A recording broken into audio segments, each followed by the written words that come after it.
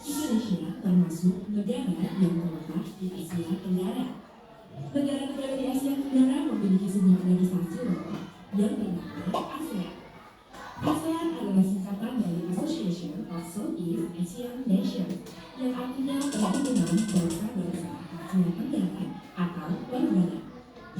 ASEAN didirikan pada tanggal 8 Agustus 1967 di Bangkok, Thailand oleh 6 negara pendiri. Menteri Luar Negeri dari kelima negara yang tetap diperhatikan ya videonya. dari Indonesia, Tun Abdul Razak dari Malaysia, Anand Koman dari Thailand, Narciso Ramos dari Filipina, dan S. Rajaratnam dari Singapura.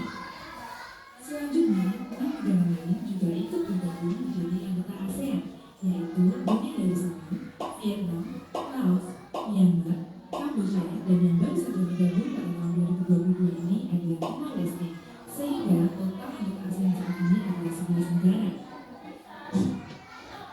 Organisasi ASEAN memiliki lambang sebagai berikut. Lambang ASEAN menggunakan batang padi karena mayoritas penduduk ASEAN menjadikan padi sebagai makanan pokok dan hasil pertanian utama. Setiap warna pada lambang ASEAN juga memiliki makna tersendiri. Kuning melambangkan kemakmuran dan kesejahteraan, merah melambangkan sikap berani dan dinamis, biru melambangkan perdamaian dan keamanan, sedangkan putih melambangkan kesucian. Pada era 1990-an, masih rawan terjadinya konflik antar negara. Kondisi tersebut dikhawatirkan dapat mengganggu stabilitas dan menghambat pembangunan di kawasan Asia Tenggara. Oleh karena itu, dibentuklah ASEAN yang bertujuan untuk menciptakan kawasan Asia Tenggara yang damai, aman, stabil, dan sejahtera. Untuk mencapai tujuan ASEAN, negara-negara anggota ASEAN melakukan kerjasama dalam berbagai bidang. Dalam bidang ekonomi, ASEAN membuat kesepakatan pembentukan kawasan perdagangan bebas atau AFTA yang bertujuan untuk menciptakan pasar tunggal dan produksi berbasis internasional serta meningkatkan investasi. ASEAN juga membentuk proyek industri bersama, seperti mendirikan pabrik pupuk urea di Aceh dan Malaysia, dan pabrik diesel di Singapura. Dalam bidang pertahanan dan keamanan, antar negara ASEAN sering berpatroli bersama. Misalnya Indonesia dan Malaysia yang melakukan patroli laut bersama di wilayah Selat Malaka dan daerah perbatasan. Hal ini bertujuan untuk mencegah gangguan keamanan dan keselamatan laut, seperti pembajakan dan perumahan, penyelundupan, kerusakan ekosistem laut, penangkapan ikan ilegal, dan imigran ilegal. Dalam bidang pendidikan, misalnya dengan membangun ASEAN Council of Teachers Convention atau ACE, yang bertujuan untuk meningkatkan kualitas guru-guru di ASEAN. Beberapa negara di ASEAN juga menawarkan beasiswa dan program pertukaran pelajar di berbagai bidang keilmuan, seperti pendidikan kedokteran, bahasa, dan seni. Dalam bidang olahraga, ASEAN menyelenggarakan beberapa kompetisi, misalnya SEA Games untuk kompetisi berbagai cabang olahraga. Jadi SEA Games yang sering kali kita lihat di TV-TV itu juga merupakan salah satu kerjasama dalam bidang olahraga di ASEAN. Adalah dengan memberikan bantuan kepada negara yang terdapat bencana, baik berupa makanan, pakaian, maupun Nah ini coba bantuannya, kayak kemarin ada kejadian di mana? Kondisi kawasan Asia Tenggara yang rawan terhadap bencana Di Palestina. Nah, Benua Palestina itu bukan merupakan negara dalam satu ASEAN, tapi anggota ASEAN itu mengumpulkan bantuan untuk membantu si negara Palestina. Kerjasama dalam bidang teknologi adalah merancang pembangunan jaringan kota cerdas ASEAN atau ASCN yang dipelopori oleh Singapura. 3 kota dari Indonesia yaitu Jakarta, Banyuwangi, dan Makassar diikutsertakan dalam program tersebut. Setiap anggota ASEAN termasuk Indonesia selalu berkomitmen untuk berperan aktif dalam organisasi ASEAN. Peran Indonesia dalam ASEAN adalah sebagai berikut. Seperti yang sudah dibahas di awal, Indonesia menjadi salah satu penggagas lahirnya ASEAN. Visi Indonesia adalah membuat kawasan Asia Tenggara mampu berdiri di atas kaki sendiri dan mempertahankan diri dari pengaruh negatif.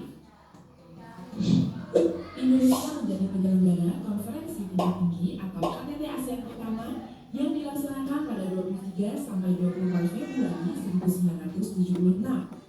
Dalam KTT tersebut terdapat kesepakatan tentang pembentukan Sekretariat ASEAN ASEAN yang berpusat di Jakarta.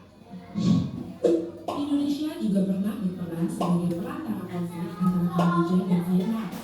Untuk mempertemukan kedua pihak, Indonesia membentuk Jakarta Interloyalty atau JIN.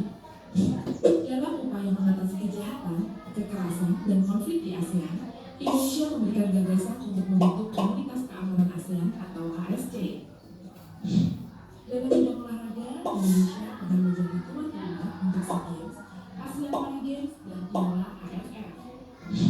Terakhir, sebagai negara dengan mayoritas muslim terbanyak di kawasan ASEAN, Indonesia turut membangun kerjasama dengan Singapura, Malaysia, dan Brunei Darussalam dalam penanganan dan produksi makanan dan halal.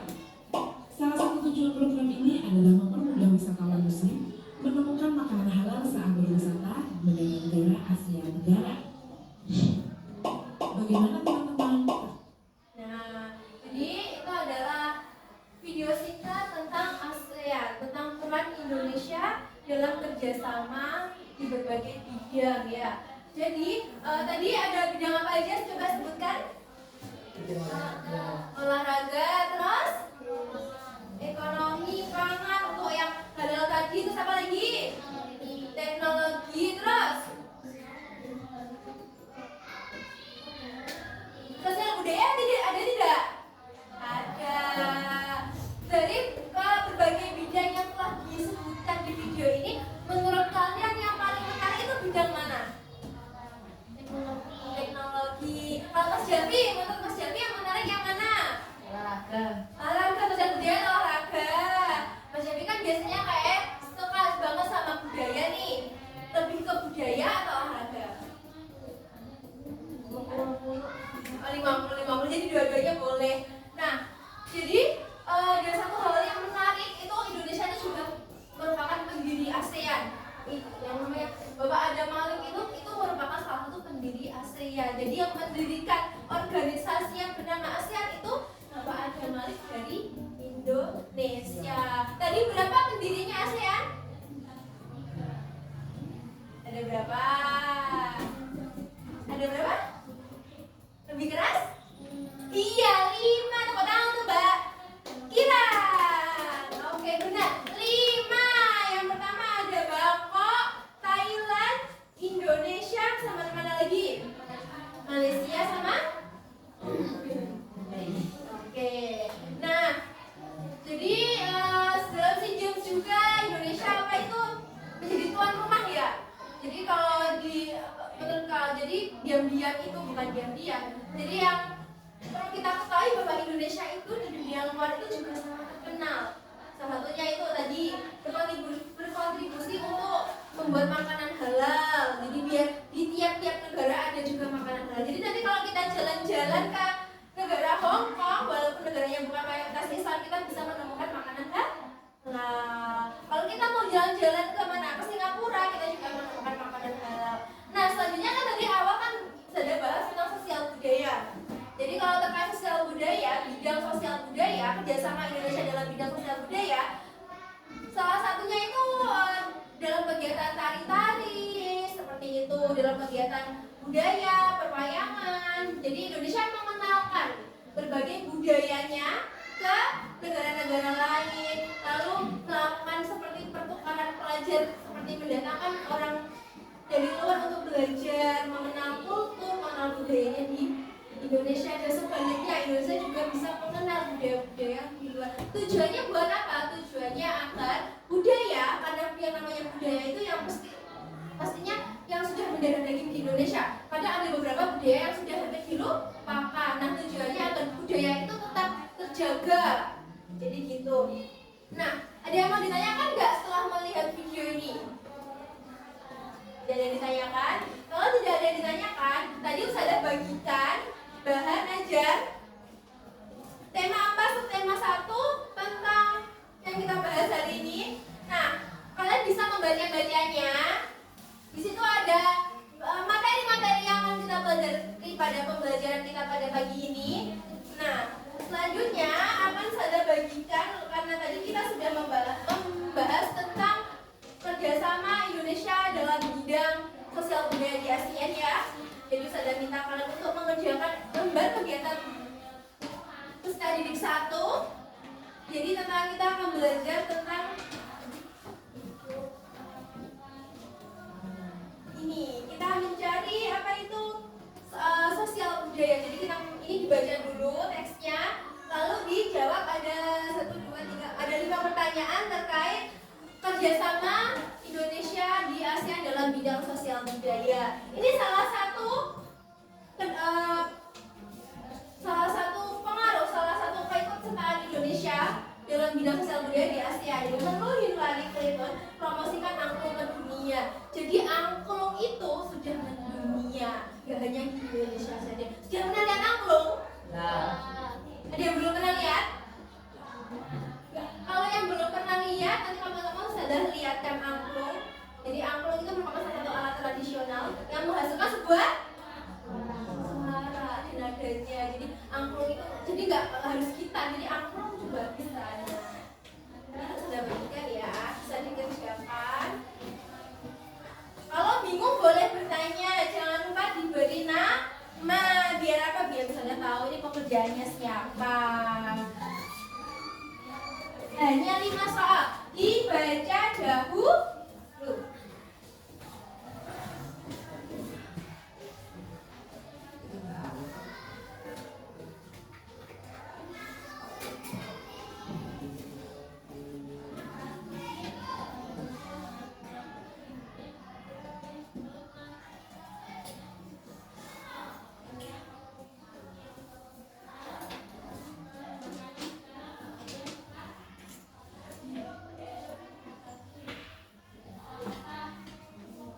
Dibaca soalnya dahulu boleh, lalu bacaannya boleh.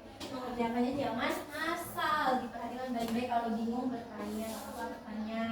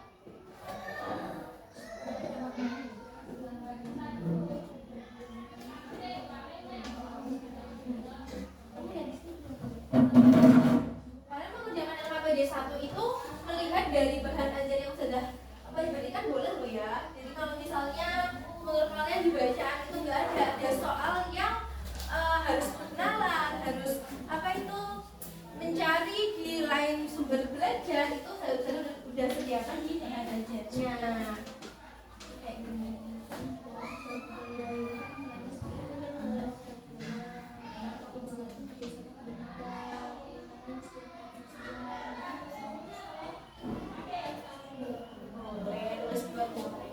Minimal menyebutkan, kalau disuruh menyebutkan minimal menyebutkan yang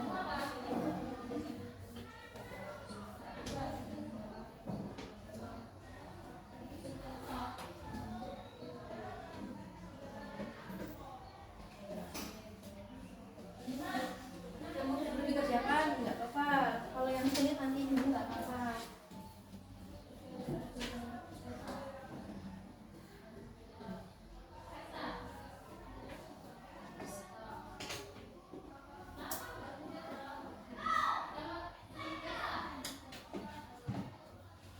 Udah selesai Mas Hafiz? Mana pasalnya? Ini pasalnya belum ada. Ada sulit nggak? Udah ada? Iya, dikeluarkan dulu pasalnya. Kasih nama dulu ya. Jangan lupa namanya. Yuk, yang belum tulis namanya.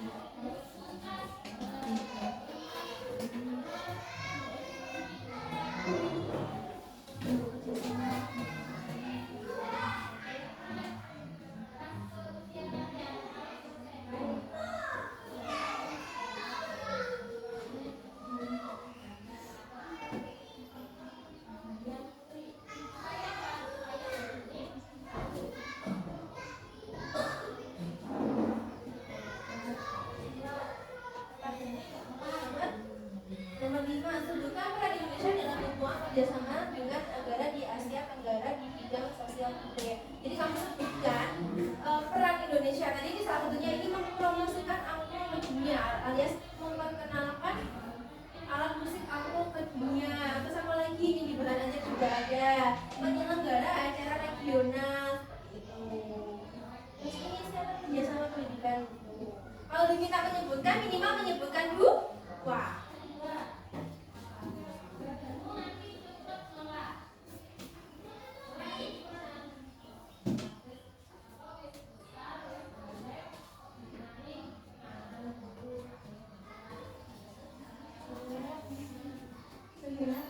Dalam kerjasama tersebut, nah ini disebutkan dalam ini kan ini udah kamu sebutkan toh kerjasamanya apa aja, bentuk kerjasamanya ini kamu sebutkan perannya dalam bentuk ini apa, disebutkan 1 atau 2 dan kalau ini berapa.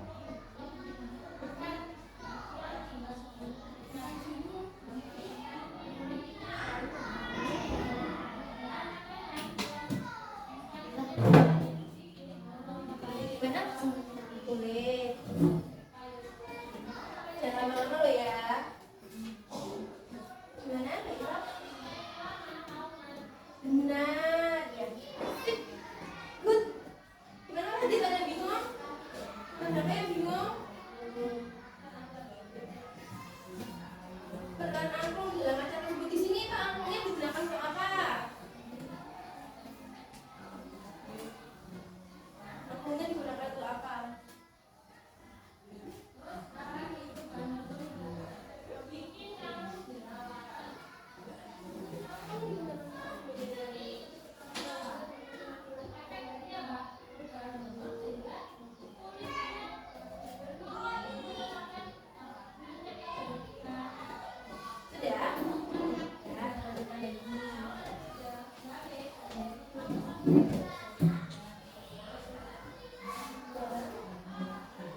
Peran Indonesia dalam kerjasama tersebut. Nah, untuk menjawab nomor 2 yang bagaimana peran Indonesia dalam kerjasama tersebut, kalian harus bisa menjawab nomor 1 dulu. Jadi nomor 1 disebutkan bentuk kerjasama Indonesia dengan negara-negara Asia Tenggara itu apa aja, seperti yang di video tadi sudah. Terus kalau sudah disebutkan bidangnya apa aja dikerjakan nomor 2, per bidang menyebutkan 1 aja boleh. Jadi misalnya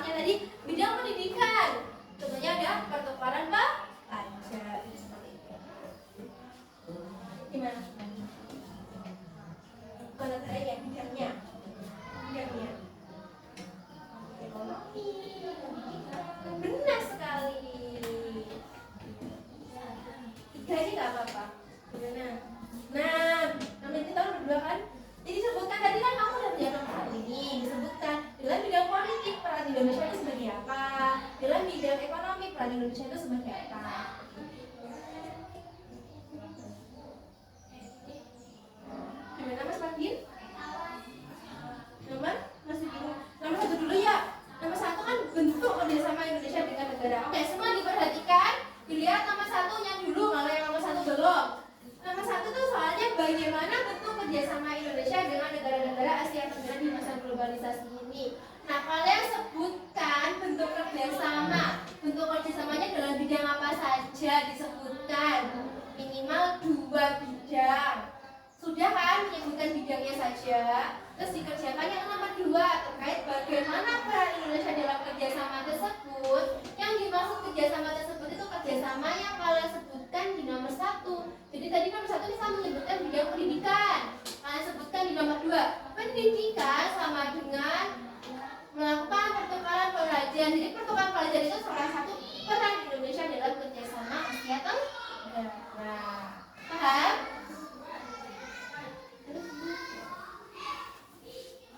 Benar sekali.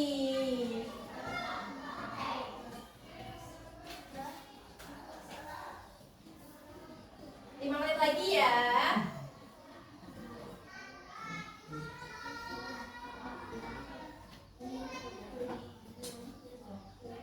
Benar sekali. Jadi bisa? Satu aja nggak apa-apa, tiap bidangnya satu nggak apa-apa. Apanya? Peran atau bentuk kerjasamanya? Kalian udah kamu sebutkan bentuk kerjasamanya. Perannya apa dalam bidang politik? Ini perannya.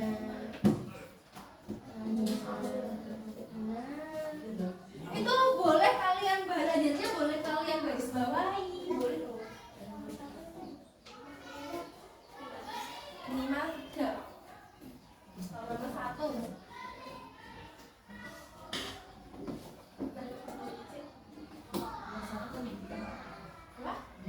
Boleh.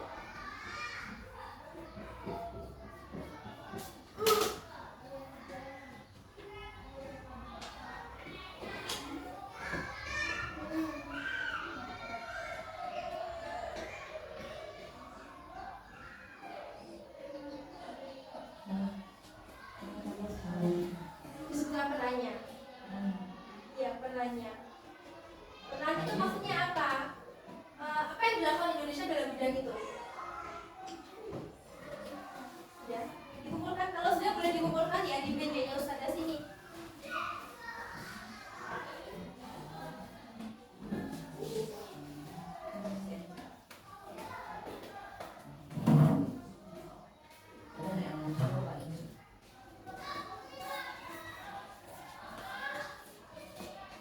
Iya, betul.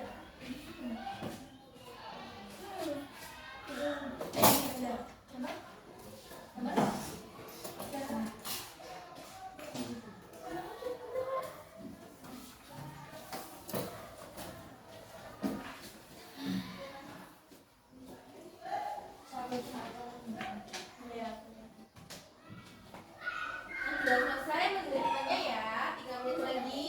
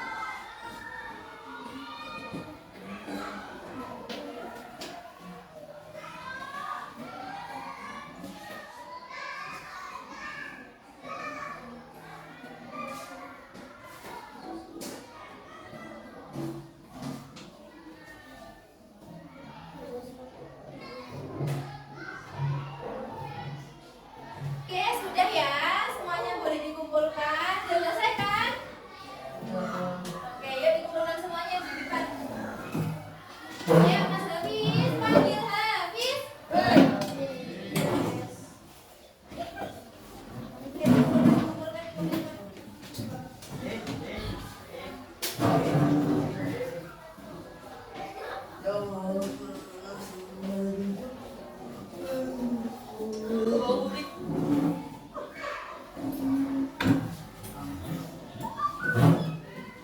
Sudah semua dikumpulkan? Mas Hafiz, bangun dulu, gak boleh tidur di kelas Mas Hafiz. Berdiri dulu ya, berdiri. Panggil Hafiz. Hafiz. Nah, tadi kan sudah menyanyi, harusnya sudah semangat. Teman-teman lainnya semangat tidak? Oke, tepuk tangan dulu, tepuk tangan semuanya.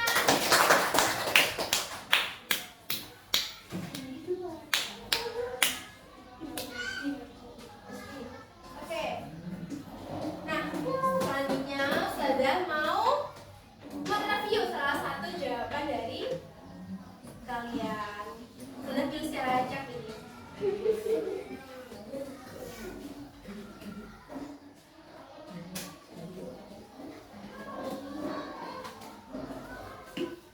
Nah, Ustazah mau ini punya dari salah satu teman kamu. Ustazah gak mau menyebutkan namanya. Oke? Jadi jawabannya teman kamu yang nomor 1, bagaimana bentuk kerjasama Indonesia dengan negara-negara Asia Tenggara di masa globalisasi ini menggunakan sosial budaya, bidang olahraga, bidang pendidikan. Jadi ini merupakan benar ya Ca. Jadi kerjasama Indonesia itu dalam berbagai bidang, ada bidang sosial budaya, olahraga, dan pendidikan. Terus bagaimana perannya? Kalau perannya di dalam sosial budaya menggunakan tarian tradisional, menampilkan angklung ke dunia. Terus olahraganya membentuk SEA Games.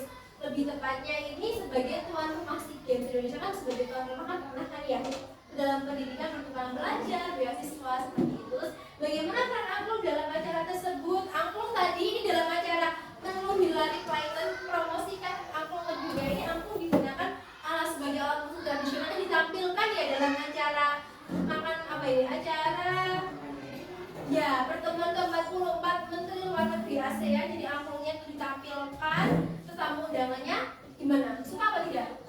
Ya terpukau gitu ya. Itu lalu mereka dihadiahi angklung sebagai apa? Indera mata atau souvenir, oleh-oleh. Jadi para menteri itu mendapatkan angklung untuk dibawa pulang. Jadi seperti itu. Nah, jadi telah kita ketahui bahwa peran Indonesia terutama dalam bidang sosial budaya di ASEAN itu sangat penting. Karena tadi Indonesia kan juga pendirinya ya, dan itu sangat penting. Nah, maka dari itu kan tadi kita sudah belajar terkait peran Indonesia dalam bidang sosial budaya sangat penting ya. Nah, ada loh di sekitar kehidupan kita itu yang sangat penting. Kalau kita bingung, kalau itu nggak ada, mesti kita bingung. Kalau misalnya itu bilang, mesti kita bingung. Mau gimana ya ini? Ada yang tahu nggak apa? Apa Mbak Salsa? Benar, listrik. Jadi kalau misalnya listriknya padam, semua rata-rata semuanya mesti ya listriknya padam, listriknya mati, piye HP ku nggak just nggak bisa nonton TV. Mestinya kayak gitu ya. Jadi sekarang itu serba canggih, apa-apa mesti pakai AC. Kalau listriknya padam, ya wifi-nya mati di rumah, listriknya padam, wifi-nya kok mati, listriknya padam, gitu akhirnya nggak bisa login. Biasanya kayak gitu kan pengalaman kalian ya apa tidak? Nah, oke. Jadi kita sebelum belajar tentang listrik itu kan listrik itu kan merupakan salah satu perkembangan teknologi yang ada di Indonesia. Dulu itu ada listrik apa tidak? Jadi lambat laun listrik mulai dari satu daerah ke daerah lain mulai ada. Tapi tetap ada loh di salah satu daerah Indonesia yang tidak memiliki listrik. Wow. Nah, ternyata banyak juga ya peran Indonesia dalam kerja sama ASEAN. Semoga setelah membuatnya dari yang berkelas atau ya sama di Play Store.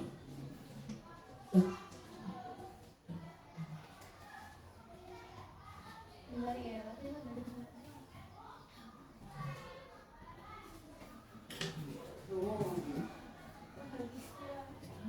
Oke, selanjutnya saya akan menjelaskan kalian tentang teks eksplanasi.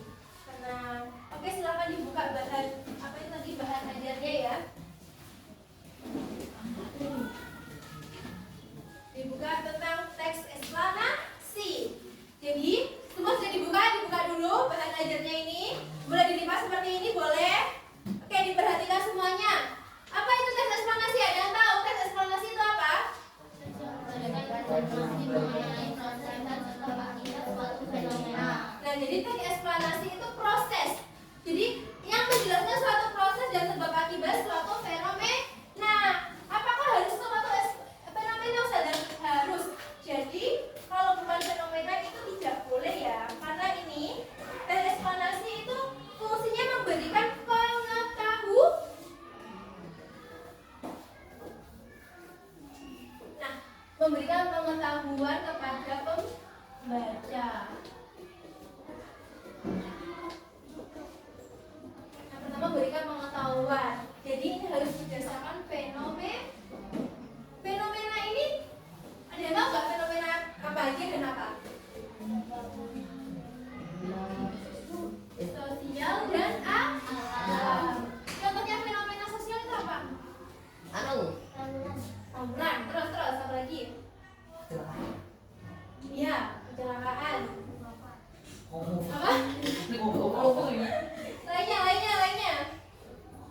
Lainnya. Oke, konsumsi. Kalau yang alam, jadi disebabkan oleh alam. Apa ini? Kalau biasanya terjadi di sekitar kita, ini apa? Kayak kejadian kemarin, hujan badai sampai di beberapa wilayah Kota Blitar banjiran. Bahkan di depan jalan sekolah kita itu air ke sungainya airnya meluap. Jadi ditulis di depan rumah Devi ya. Jadi airnya di sana meluap sore itu karena saking derasnya ada petir. Nah, selain tadi itu fungsinya untuk memberikan pengetahuan tentang terjadinya suatu fenomena. Nah, lalu ciri-cirinya eksplanasi ini apa?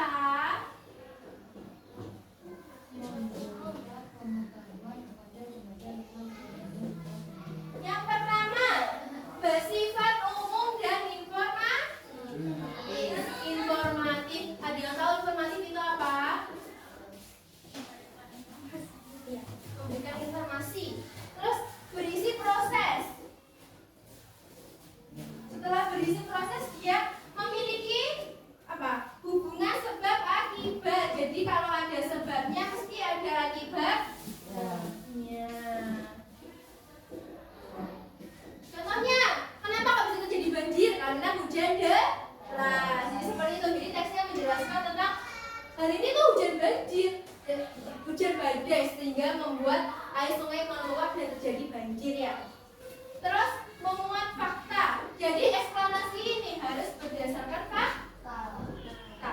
Ini penting. Ini semua itu penting. Jadi eksplanasi itu bersifat umum, menjelaskan tentang proses, menjelaskan hubungan sebab akibat dan memuat fakta. Paham?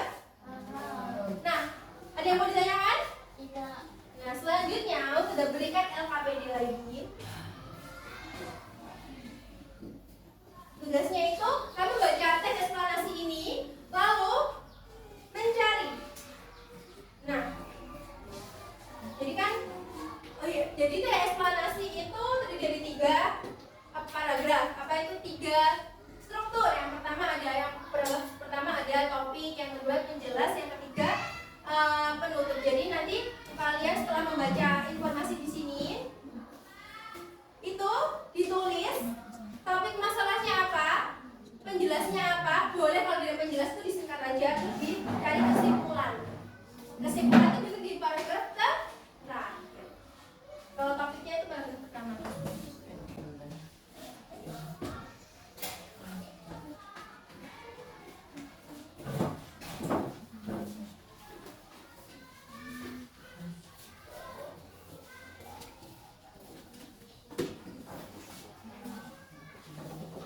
Boleh dibaca dahulu, lalu dicari topik masalah apa yang dibicarakan dalam teks tersebut.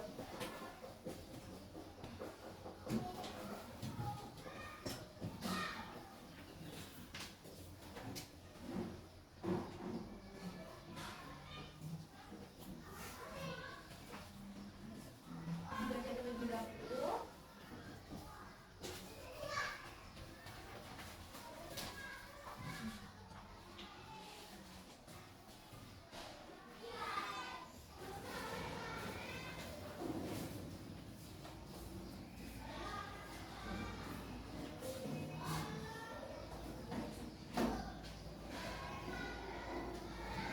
Nodari. Ya.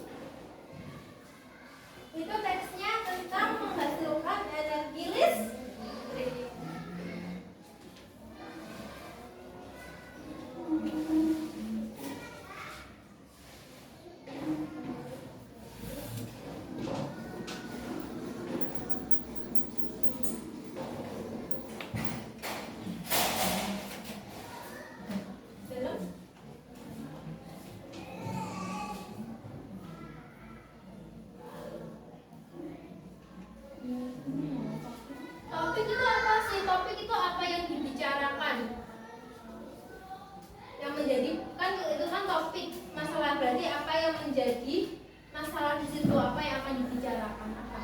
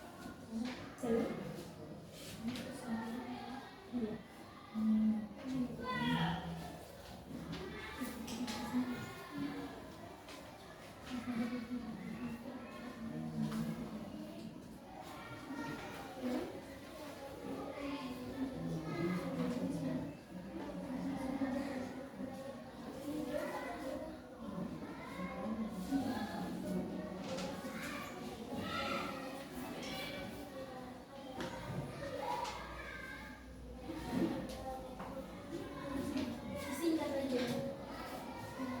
Ini intinya ide pokoknya apa? Ide pokok dari paragraf kedua. Jadi maksudnya itu kan paragraf kedua kan tidak penjelas. Jadi ide pokoknya itu apa? Inti dari kalimat utama. Kalimat utamanya itu apa?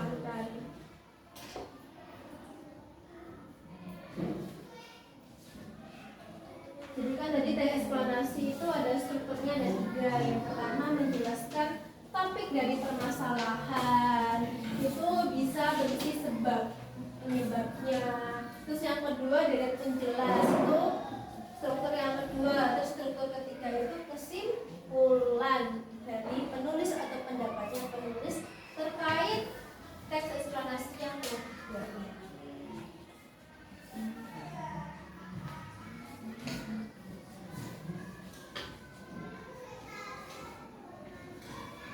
Sudah?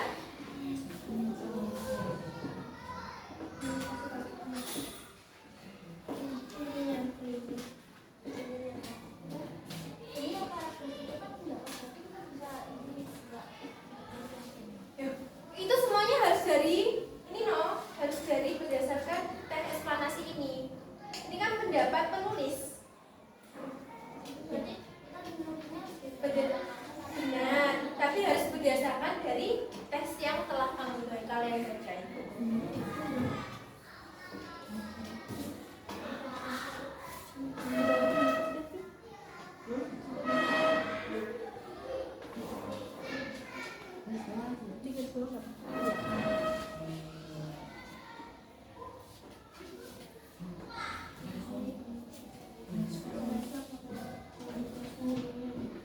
Inti dari pembicaraan itu ide pokok dari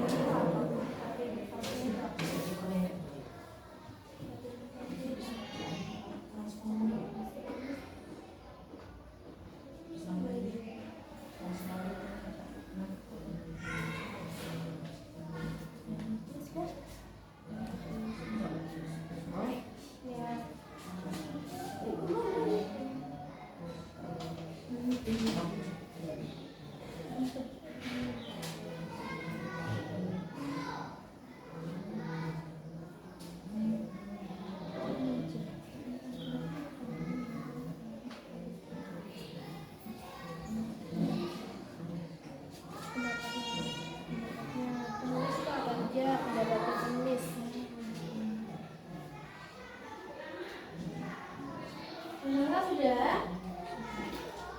Mas Fadil sudah? 2 menit lagi ya.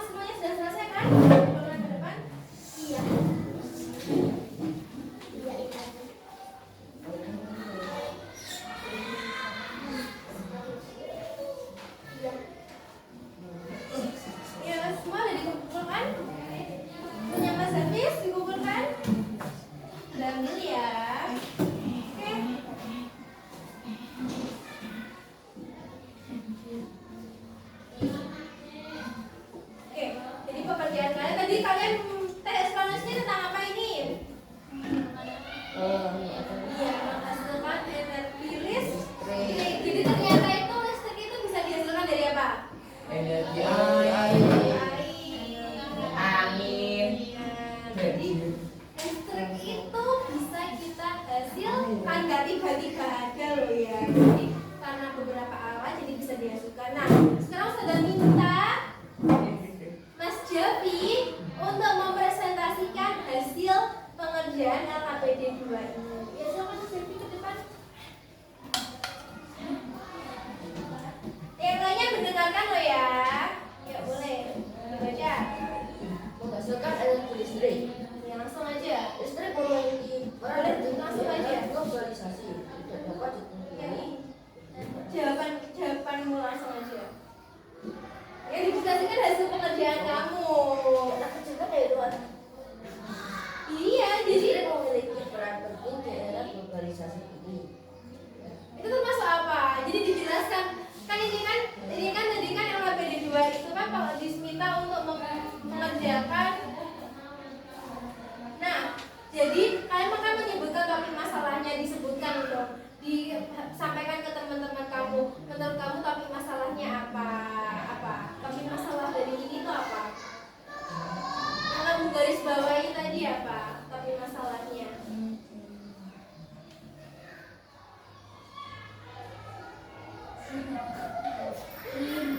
Bingung? Ada yang mau menggantikan Mas Javi? Siapa? Boleh angkat tangan. Mbak Iva, Mbak Kiran, Mbak Salsa. Gimana? Siapa?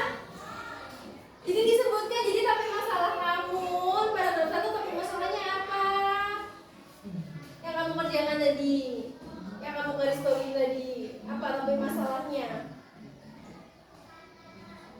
Iya. Udah gantian ke temennya, gantian ke temennya. Ayo coba Mbak Salsa aja sini, Mbak Salsa. Sini punya aku mana? Ini coba cari sendiri punya kamu mana.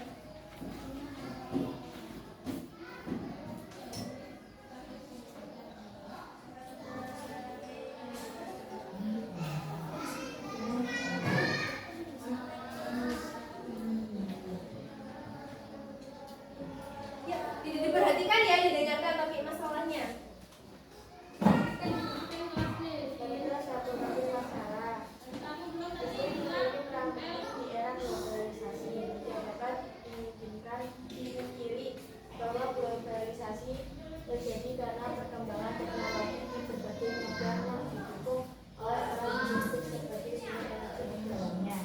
Dengan ditemukannya televisi, komputer, dan telepon genggam, arus informasi kemudian diubah dengan begitu cepat seperti negara hasil berbagai belahan dunia. Kebutuhan akan listrik kemudian menjadi suatu hal yang harus dipenuhi bagi semua negara di era globalisasi. Oke, sudah tepuk tangan untuk Mbak Salsa. Jadi seperti itu ya, topik masalahnya apa, dan penjelasnya apa, dan kesimpulan. Nah selanjutnya silakan dibuka bahan ajarnya, diperhatikan pembangkit listrik mikrohidra. Karena tadi kita sudah membaca cara menghasilkan energi listrik. Nah kita akan tadi sebenarnya sudah bikin apa itu gambar di sini, tapi ternyata belum masuk masih jadi sudah gambar yang jelek. Kalian sudah nggak bisa. Kalian bisa memperhatikan dari bahan ajar ini atau di sini aja. Tolong dibagikan ke Sadit, ke teman-teman.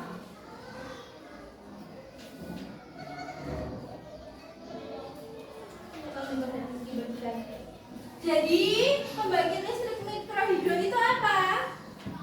Pembangkit listrik yang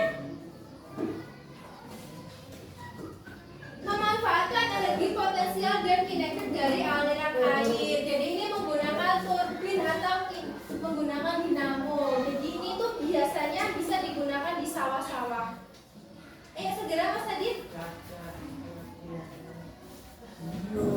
Nah, untuk gambar lebih jelasnya bisa kalian lihat di LKPD itu ya, LKPD 3 itu diperhatikan secara jelas itu ada yang belum dapat? Saya Mas Javi belum dapat ini. Ini loh Mas Javi. Nah, yuk sudah dulu Mas Adit. Jadi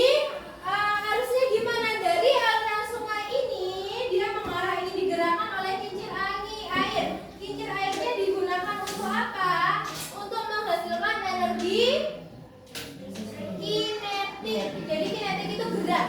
Jadi menghasilkan gerakan, terus diterima oleh dinamo ini, terus nanti menghasilkan energi listrik untuk disalurkan ke perpumatan. Nah, paham? Fungsinya untuk apa? Untuk menyediakan energi listrik di masyarakat yang terpencil. Jadi nggak usah mendirikan PLTA yang gede, menggunakan pembangkit listrik mikrohidro ini bisa menggunakan aliran sungai gitu. Jadi kecil, tingkatannya kecil. Nah, silakan kalau sudah dikerjakan LKPD 3 itu tentang proses dihasilkan energi listrik yang sudah dijelaskan tadi secara ringkas dan singkat.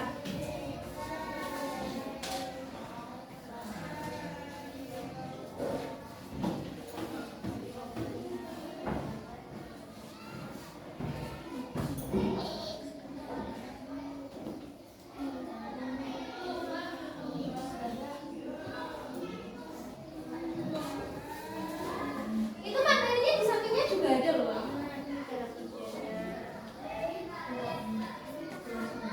Boleh dijelaskan nggak apa-apa. Jadi prosesnya kalian panah gitu boleh.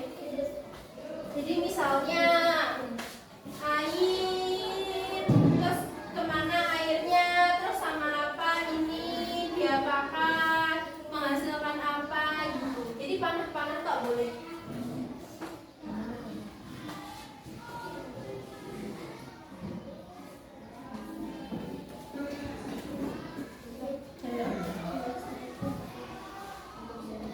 Nah, benar. Ya.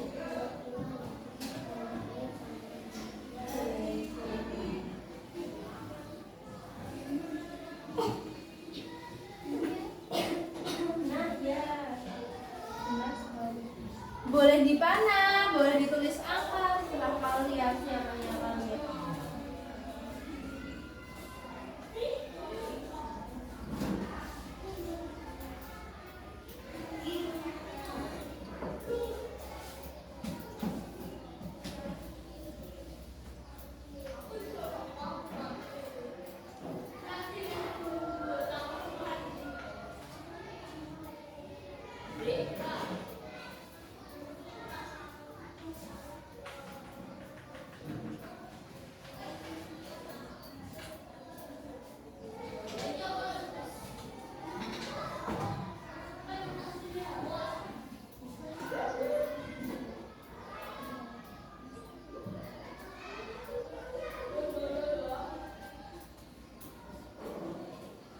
Sudah kasih waktu ya 3 menit lagi, jadi nggak boleh bermain, bercanda sama temennya atau melamun.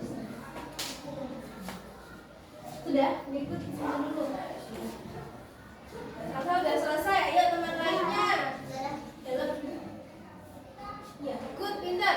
Udah kan yang KPD 3 ini?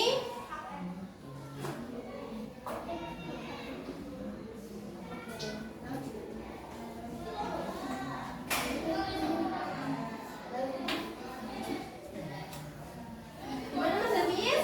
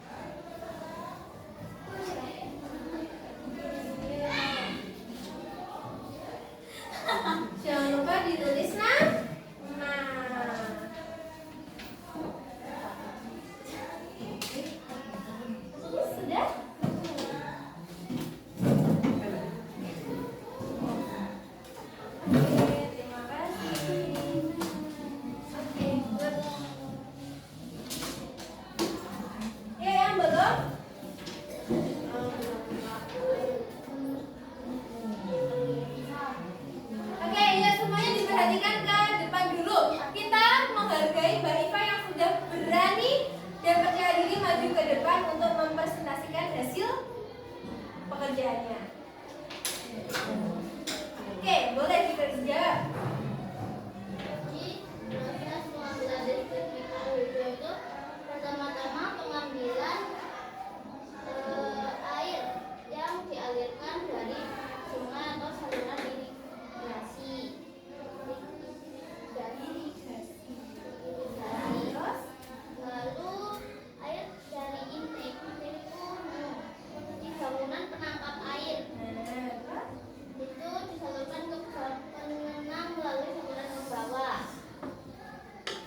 Lalu air yang sudah stabil dialirkan ke turbin melalui pipa pesat.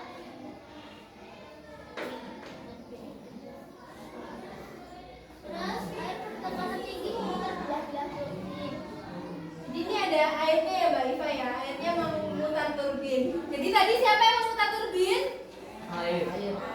Terus Energi mekanik dari turbin diteruskan ke generator. nanti generatornya. Lalu listrik yang dihasilkan oleh generator disalurkan ke jaringan listrik lokal untuk digunakan oleh masyarakat. Dan air yang sudah melewati turbin dialirkan kembali ke sungai atau saluran irigasi melalui saluran pembuangan dan pencemaran lingkungan. Dan Tepuk tangan untuk teman kita Mbak Iva. Oke, terima kasih banyak sudah ucapkan untuk Mbak Iva karena sudah berani mempresentasikan dan maju ke depan. Itu sudah ambil ya. Oke, nanti sudah nilai. Nah, jadi seperti presentasi Mbak Iva tadi yang sangat benar. Oke,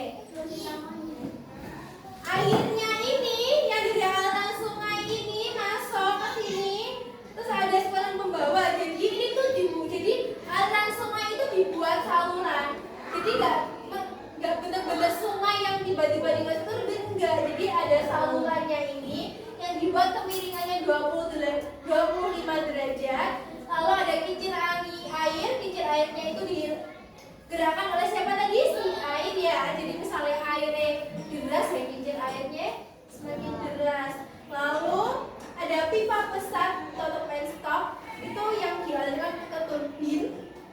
Terus untuk meningkatkan tekanan air agar energi potensial berubah menjadi energi listrik. Jadi energi potensial dari air ini berubah menjadi energi kinetik, terus menghasilkan listrik.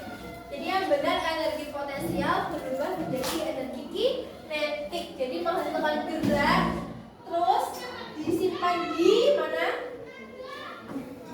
Di generator untuk diubah menjadi energi listrik. Lalu di sistem transmisi di sini untuk disalurkan ke perumahan. Oke, sebelumnya tadi fungsinya pembangkit listrik tenaga mikrohidro itu apa fungsinya? Benar. Oh ya, ini airnya yang terbuang ini gimana kan?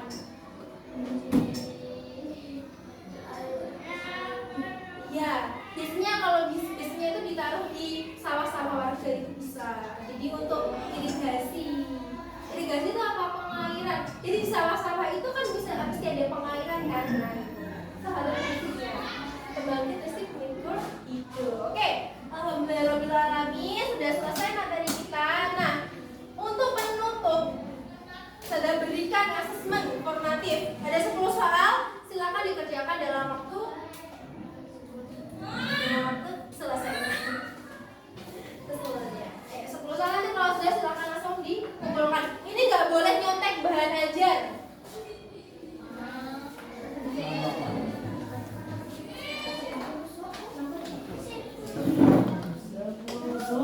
Cuma 10 soal.